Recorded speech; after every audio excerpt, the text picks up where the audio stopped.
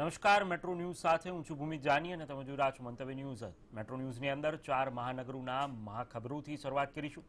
જે રીતે અમદાવાદની રાજ્યની અંદર 6 મેડિકલ કોલેજના સિનિયર તબીબોએ વેતન મુદ્દે હડતાળ યોજી. તો કોરોના કાળમાં 1700 સિનિયર તબીબોને વેતન મુદ્દે અચોક્કસ મુદતની હડતાળ પર ઉતર્યા છે. તબીબોએ આ 7 અલગ અલગ માંગણીઓ પણ મૂકી છે. સાથે બીજી તરફ વડોદરામાં વાઘોડિયા આરોગ્ય કેન્દ્રનો વિડીયો સોશિયલ મીડિયામાં વાયરલ થયો છે, જેમાં કોરોનાના દર્દીઓને તણાવ ઘટાડવા માટે તબીબો દર્દીઓ સાથે ડાન્સ કરી રહ્યા છે. તો વાત કરીએ સુરતની, જેની અંદર પશ્ચિમ બંગાળમાં થયેલી રાજકીય હિંસા મામલે ભાજપ દ્વારા વિરોધ પ્રદર્શન કરવામાં આવ્યું. પાંડેસરામાં પિયુષ પોઈન્ટ ખાતે ભાજપના કાર્યકરો બેનર સાથે હાજર રહ્યા હતા અને મમતા સરકાર સામે વિરોધ નોંધાવ્યો હતો. તો બીજી તરફ રાજકોટમાં ટેસ્ટિંગ રૂમ પાસે કતારમાં ઘટાડો જોવા મળ્યો છે. ગઈકાલે કોરોનાના 391 પોઝિટિવ કેસ આવ્યા હતા. કેકેવી સર્કલ પાસે ટેસ્ટિંગ પોઈન્ટ પર કતારમાં ઘટાડો થયો છે.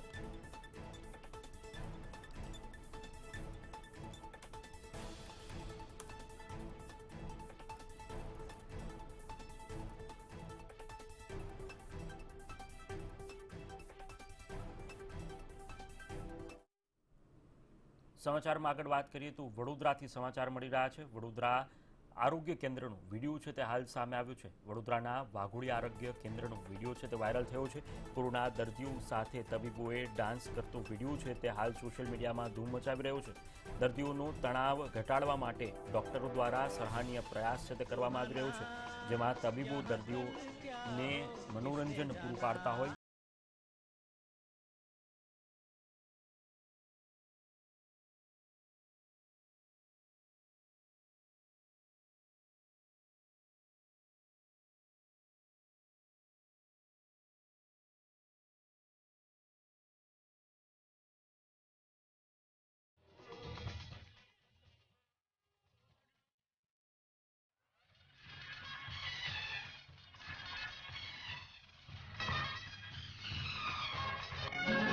जिंदगी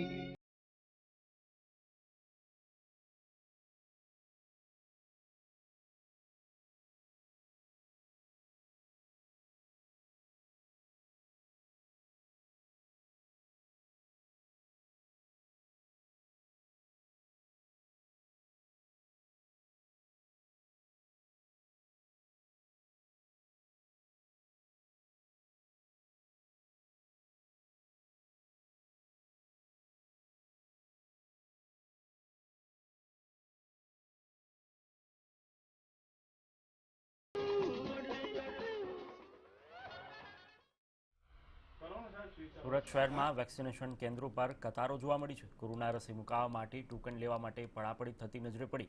કોરોનાની રસીને લઈને સુરતવાસીઓમાં જાગૃતતા જોવા મળી રહી છે. ત્યારે એલપી સવાણી વિદ્યા સંકુલ ખાતે ટોકન લેવા માટે લાઈનો લાગી હતી. યુવાનો અને વૃદ્ધોમાં વેક્સિન અંગે જાગૃતિ જોવા મળી રહી છે.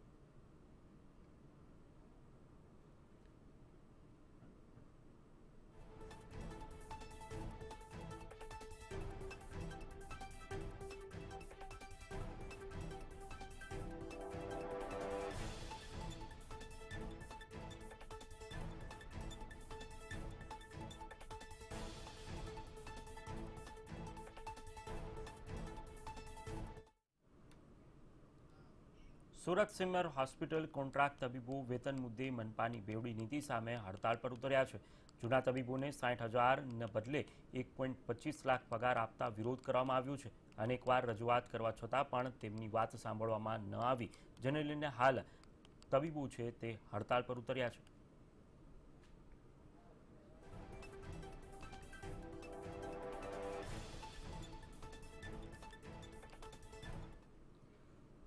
રાજ્યની 6 મેડિકલ કોલેજના સિનિયર તબીબોએ વેતન મુદ્દે હડતાળ યોજી છે. કોરોના કાળમાં 1700 સિનિયર તબીબો વેતન મુદ્દે અચોક્કસ મુદતની હડતાળ પર ઉતર્યા છે. તબીબોએ 7 માંગણીઓ મૂકી છે. સિનિયર તબીબોના સમર્થનમાં જુનિયર તબીબો પણ જોડાયા છે. મહત્વનું છે કે વર્ષ 2008થી વિવિધ 15 માંગણીઓ પેન્ડિંગ રહેલી છે, જ્યારે રાજ્યની 6 મેડિકલ કોલેજના સિનિયર તબીબોની હડતાળ જોવા મળી. કોરોના કાળમાં ડોક્ટરોની અછતની વચ્ચે એક માઠા સમાચાર સામે આવી રહ્યા છે. અમદાવાદમાં જો વાત કરવામાં આવે તો ગુજરાત મેડિકલ ટીચર્સ એસોસિએશન સાથે જોડાયેલા જે 1700 જેટલા સિનિયર તબીબોએ છે તેમને આજથી જ વિરોધ પ્રદર્શન કરવાની જે શરૂઆત છે તે શરૂઆત કરી છે. 6 જેટલી સરકારી હોસ્પિટલમાં ફરજ બજાવતા સિનિયર તબીબોએ સરકાર સામે હવે બાયો ચડાવી છે. કેટલીક માંગો છે, તેમાંથી 2008થી જે બાકી રહેલી બઢતી છે તે અંગે પણ સરકાર નિર્ણય લે, સાથે જ આ જે તબીબો છે તે 7મા પગાર પંચના લાભથી પણ વંચિત છે. આ અલગ અલગ 15 જેટલી માંગણીઓને લઈને સરકારને મેમોરેન્ડમ આપ્યા છતાં પણ અસરકારક પગલાં લેવામાં આવ્યા નથી, જેને લઈને ગુજરાત મેડિકલ ટીચર એસોસિએશનના 1700 તબીબો દ્વારા આજે જે વિરોધ છે તે વિરોધ પ્રદર્શન કરવામાં આવ્યું છે, જેમાં ગુજરાત મેડિકલ ટીચર્સ એસોસિએશનના એડિશનલ સુપ્રિન્ટેન્ડન્ટ કક્ષાના વિભાગીય વડા જે તમામ અધ્યાપકો પણ હાલ અહીંયા હાજર છે. તો આપણે કેટલાક લોકો અધ્યાપકો સાથે વાત કરીશું. કેટલી માંગણી છે અને ક્યાં સુધી વિરોધ પ્રદર્શન કરવામાં આવશે?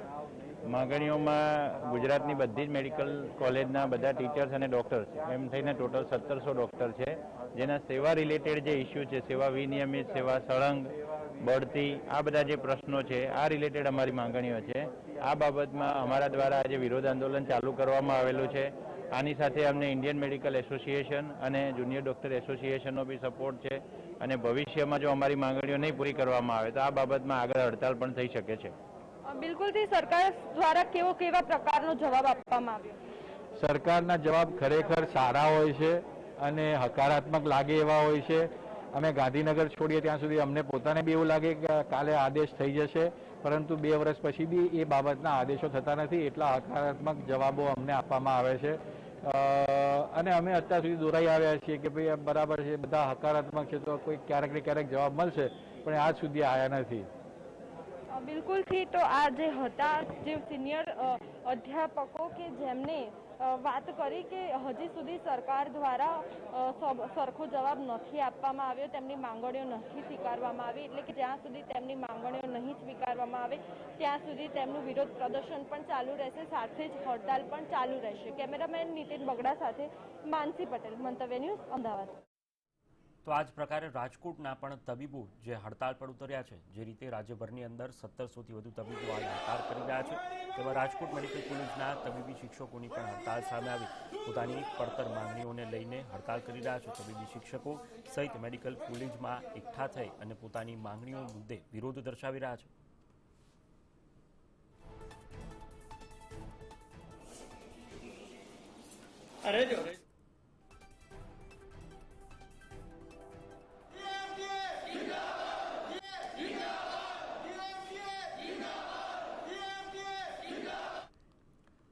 ભારત સહિત ગુજરાતમાં કોરોનાએ રોકેટ ગતિ પકડી છે. આ મહામારી પર કાબુ મેળવવા માટે રસીકરણ ઝુંબેશને આગળ વધારવા માટેની વાતો ચાલી રહી છે, પરંતુ ગુજરાતમાં હાલ રસીકરણની પ્રક્રિયા અધરતાલ ચડી ગઈ છે. રસીકરણને લઈને ગુજરાતમાં કેવી પરિસ્થિતિ છે, જોઈએ આ વિશેષ અહેવાલમાં.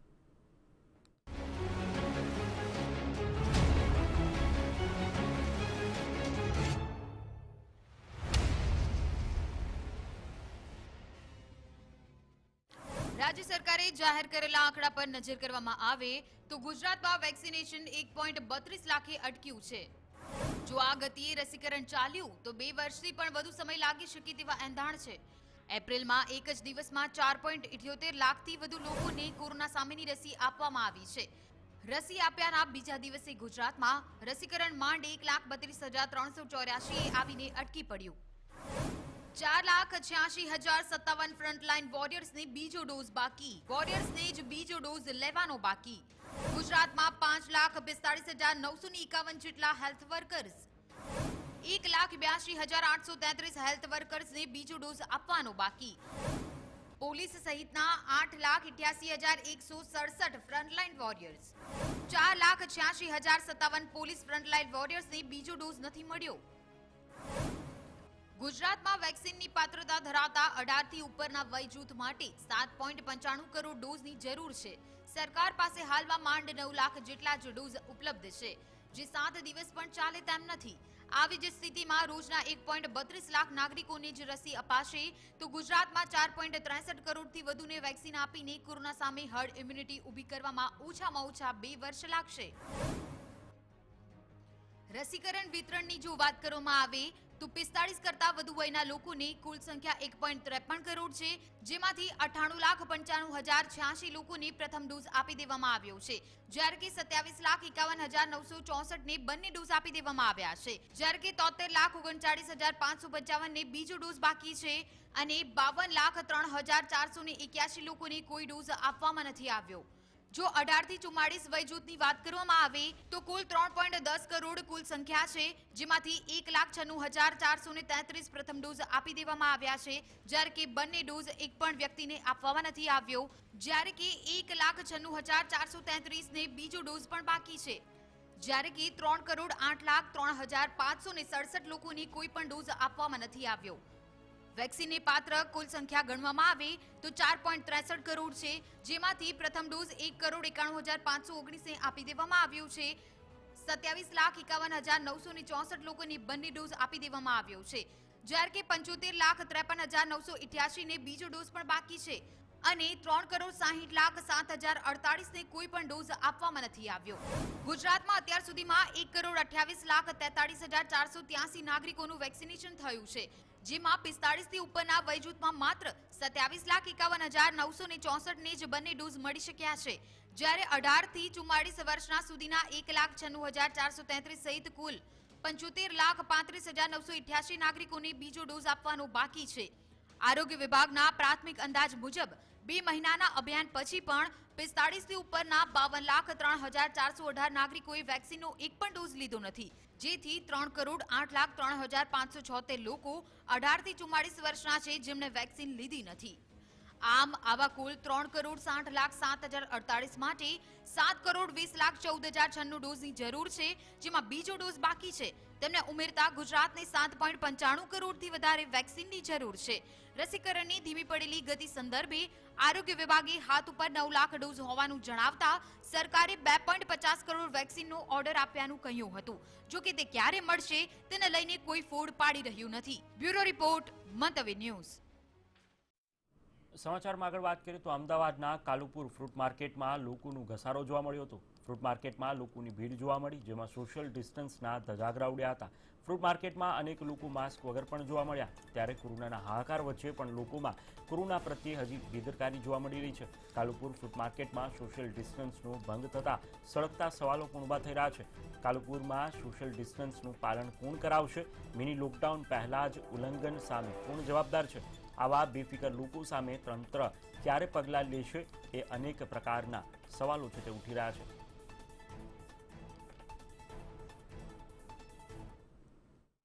એક તરફ અમદાવાદમાં કોરોનાનો સેકન્ડ વેવ ઘાતક સાબિત થયો છે, એક બાદ એક સતત કોરોનાના જે કેસો છે તે કેસો સામે આવી રહ્યા છે, ત્યારે મહત્વનું છે કે અમદાવાદના ફ્રૂટ બજારના આ દ્રશ્યો છે કે લોકોએ નિયમોને નેવે મૂકી દીધા છે। કોરોનાના સોશિયલ ડિસ્ટન્સ હોય કે પછી માસ્ક હોય, એક પણ નિયમનું અહીંયા પાલન નથી થઈ રહ્યું। લોકો બેફામ ફરી રહ્યા છે।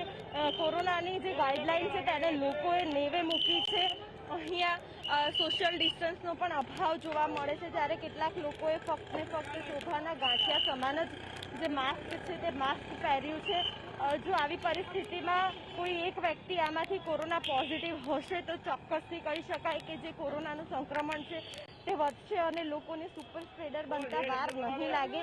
તો તંત્રની સાથે સાથે અહીંયા લોકોની પણ બેદરકારી સામે આવી રહી છે। સાથે જ કોર્પોરેશનના કર્મી હોય કે પોલીસ કર્મી હોય, કોઈ પણ અહીંયા નિયમોનું પાલન કરવા માટે હાજર નથી। જ્યારે કોરોના વાયરસનું સંક્રમણ વધશે તો અહીંયા જવાબદાર કોણ છે? અહીંયા મોટો પ્રશ્ન ઊભો થઈ રહ્યો છે। કેમેરામેન નીતિન બગડા સાથે માનસી પટેલ, મંતવ્ય ન્યૂઝ, અમદાવાદ। જૂનાગઢમાં બાયોમેડિકલ વેસ્ટ જાહેરમાં ફેંકવામાં આવ્યું। બીજા દિવસે પણ બાયોમેડિકલ વેસ્ટ જાહેરમાં ફેંકવામાં આવ્યું છે। બસ સ્ટેશન પાસે આવેલા વિસ્તારમાં મેડિકલ વેસ્ટ જાહેરમાં મળી આવતા આરોગ્યના સામે અનેક સવાલો ઊભા થઈ રહ્યા છે।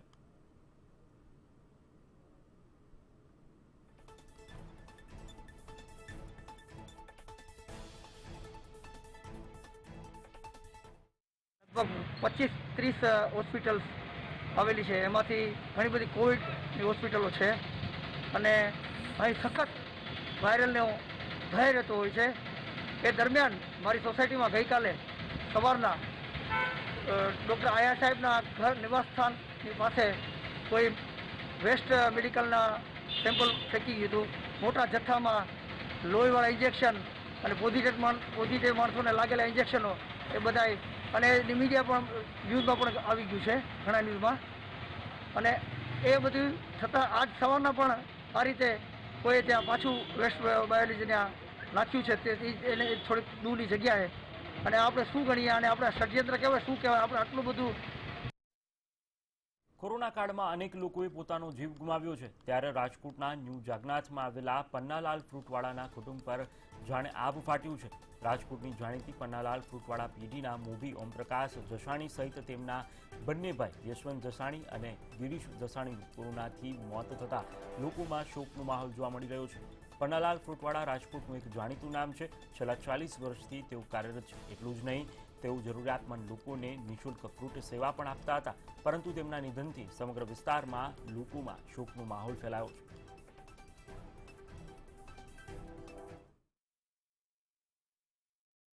આ ઘર તો લગભગ ચેટી ચાંદ કહેવાય ને એના દિવસે ઓમપ્રકાશભાઈ ઓફ થઈ ગયા.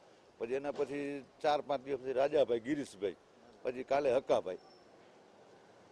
આવી ઘટના સાહેબ બની ગઈ. હવે કોરોના વાયરસના લીધે જો હવે આવું વ્યક્તિ તો સાહેબ અમને ક્યાં રોજગારી હવે અમને ક્યાંક જો મળી જાય તો વધારે સારું. હવે આની પાછળની પેઢી છે જો હલાવે સાહેબ તો અમારો 2 ટકનો રોટલો નીકળી જાય. પશ્ચિમ બંગાળમાં ચૂંટણી પરિણામો બાદ રાજકીય હિંસા શરૂ થઈ હતી. આ ઘટનાના પડઘા સમગ્ર દેશ સહિત ગુજરાતમાં પણ પડ્યા છે. જ્યારે ઘટનાના પગલે ભાજપના કાર્યકર્તાઓ વિવિધ શહેરોમાં ધરણા પ્રદર્શન કરી રહ્યા છે, ત્યારે અમદાવાદ, રાજકોટ અને વડોદરામાં ભાજપના કાર્યકર્તાઓએ પ્લેકાર્ડ સાથે દેખાવ કર્યો હતો. અમદાવાદ શહેરના વિવિધ વિસ્તારોમાં પણ ધરણા યોજવામાં આવ્યા હતા. રાજકોટમાં ધરણા પ્રદર્શન દરમિયાન ભાજપના આગેવાનો પણ ઉપસ્થિત રહ્યા હતા. સાથે જ વડોદરામાં પણ ભાજપના 5 વિધાનસભા વિસ્તારમાં વિરોધ પ્રદર્શન કરવામાં આવ્યું હતું. તો કોરોના ગાઈડલાઈન સાથે ભાજપના નેતાઓએ ધરણા યોજ્યા હતા.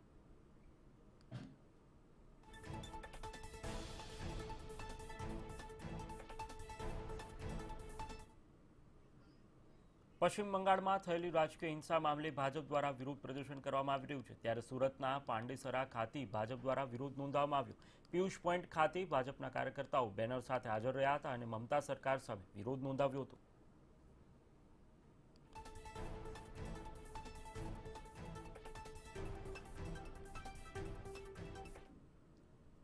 તો એ જ પ્રકારે ભાવનગરમાં પણ ઘુઘા ગેટ અને નીલમબાગ ખાતે ભાજપ દ્વારા વિરોધ નોંધાવવામાં આવ્યો હતો. પશ્ચિમ બંગાળમાં થયેલી ભાજપના કાર્યકરોના હત્યાના પડઘા દેશમાં પડી રહ્યા છે અને આ ઘટનાના પગલે ભાજપ દેશવ્યાપી વિરોધ કરવામાં આવી રહ્યો છે.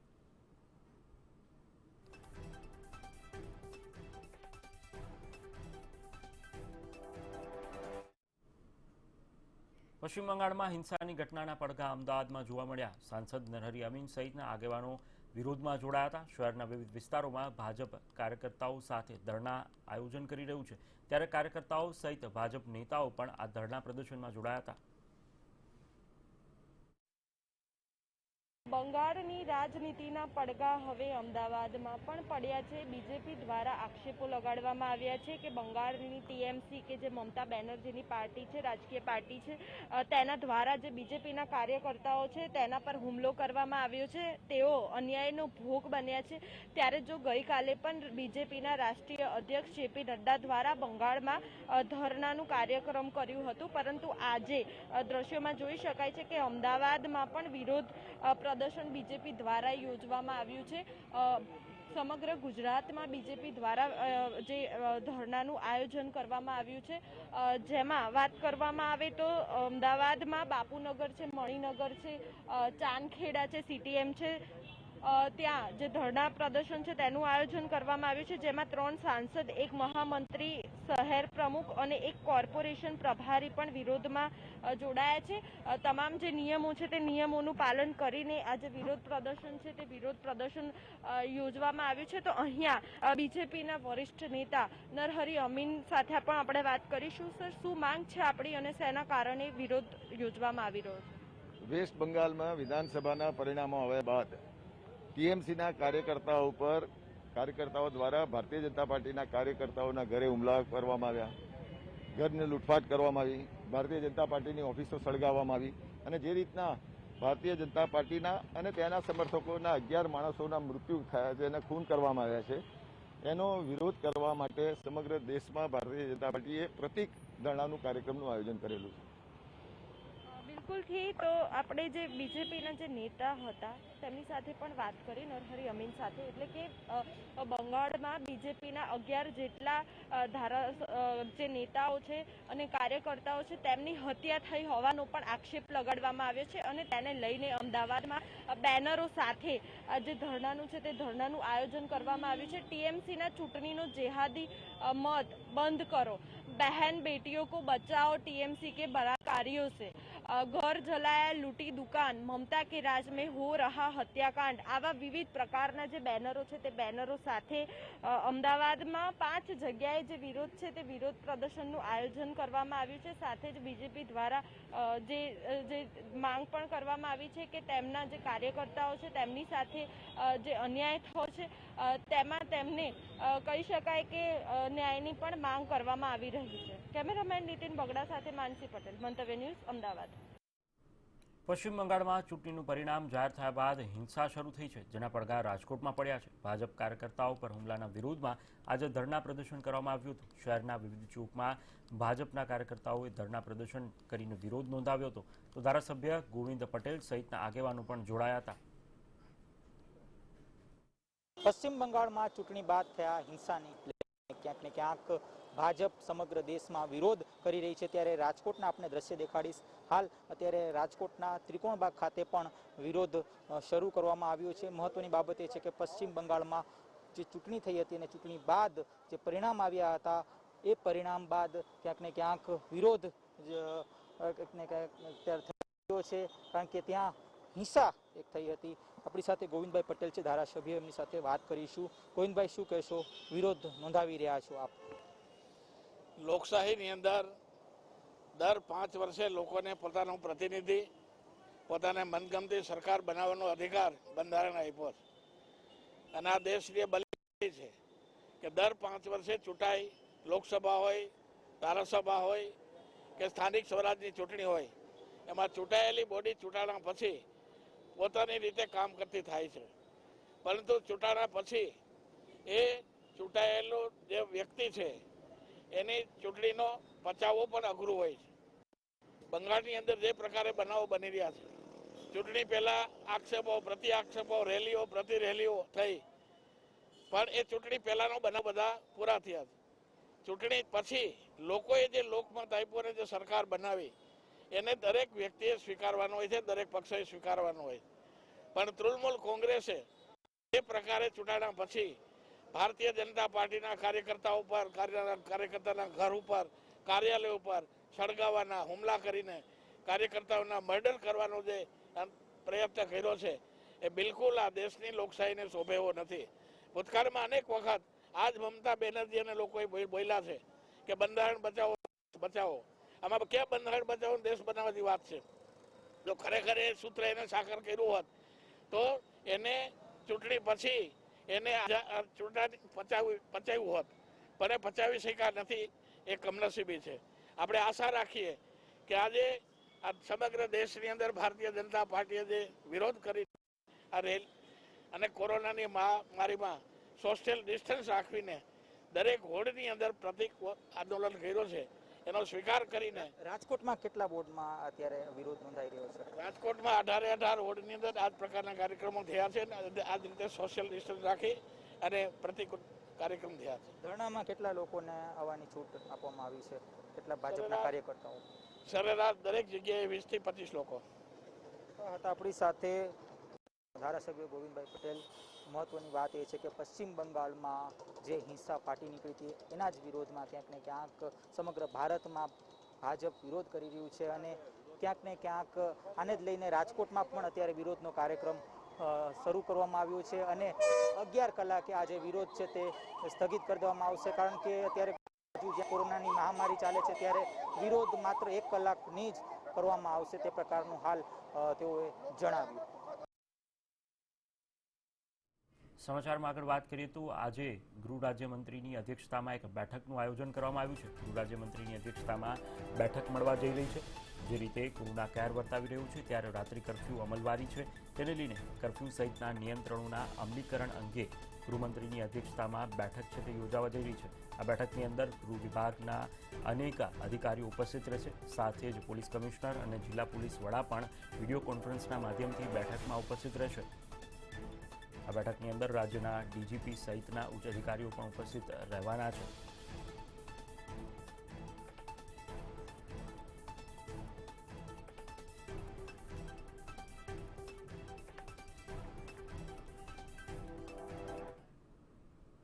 તો હાલ સમાચારોમાં અત્યારે બસ આટલું જ. વધુ સમાચાર માટે આપ જોતા રહો મંતવ્ય ન્યૂઝ અને સાથે જ લોગિન કરી શકો છો અમારી વેબસાઇટ www.mantavynews.com. નમસ્કાર.